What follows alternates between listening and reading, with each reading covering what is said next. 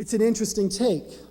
The notion that we steal from another when we let them be disrespected before us, when we let their sense of honor be taken.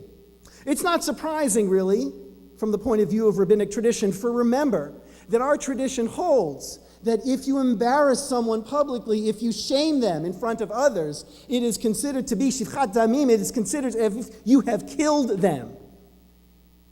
So starting with that as our baseline, we should not really be surprised that our tradition would take such a strong stance, not only about our actively not honoring another person, but also our passivity in the face of their being dishonored. And so our tradition understood and calls to us and demands. It demands that we look upon the dishonoring of others as if we have stolen if we do not step up and stand up for them. To witness a person in the process of feeling less worthy about who they are. To watch someone's dignity be taken. To stand by and watch another human being be dishonored and not do anything is, according to our tradition, to actively have stolen from them. So with this perspective in mind, I think you understand now what I mean when I say that this past week I've been feeling again feelings I've not felt since I was 9 years old. For as I reflect upon my actions this past week, it cannot help but escape my attention how I have let others be dishonored in my presence. Small ways, no doubt, but I have let comments go and pass without saying anything, without standing up for those who are implicated by those words.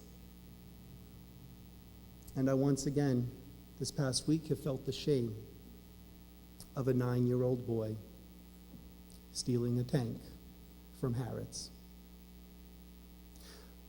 But as I considered further my own feelings, I realized that it's not enough for me to just feel shame at not standing up and protecting the honor of those who I have heard be dishonored.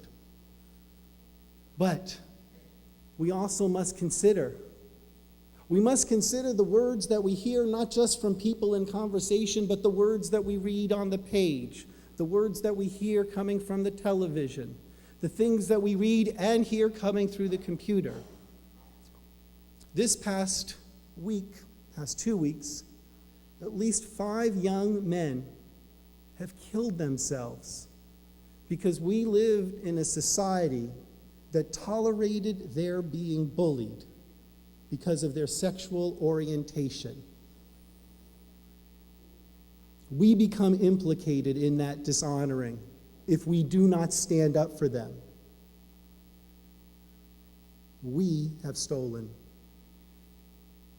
We live in a society whereby countless people here in our city alone go to bed without a roof over their head. You cannot tell me that that is not dishonoring them. We live in a country whereby routinely we see those who are most vulnerable, who are weak, not receive the help that the society can and should provide. For the conditions in which they are living are taking away their sense of honor and dignity. And when we do not speak out about those things, we are also implicit in that theft. Now, my friends, I have no solutions as how to provide for them. That is for politicians to work out. I am not one. These are complicated social issues where many sides have many valid points to make. I cannot tell you which one is right or wrong. But I will tell you this: if we no longer feel the shame at the people who are homeless, if we no longer feel the pain of those who commit suicide because they are being bullied, if we no longer feel some sense of our own culpability at the number of people who are in need, then we have lost our own way. For to participate in a society, whether it's in the one-to-one interactions or on the larger issues, and watch and hear how people's dignity is assaulted and not do anything, then, as I said, our tradition considers us to be thieves.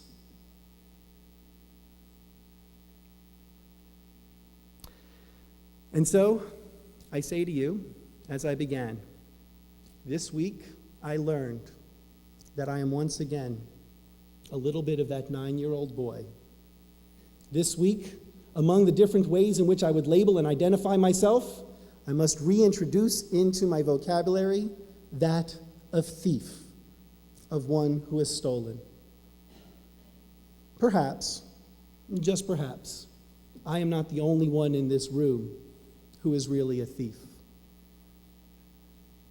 And so I say to you, let us use the rest of our Shabbos, both together and in our time away from here, where we find within ourselves the sensitivity to once again feel shame at the dishonoring of others, and that we also find the courage to stand up and do what needs to be done and say what needs to be said. Shabbat Shalom.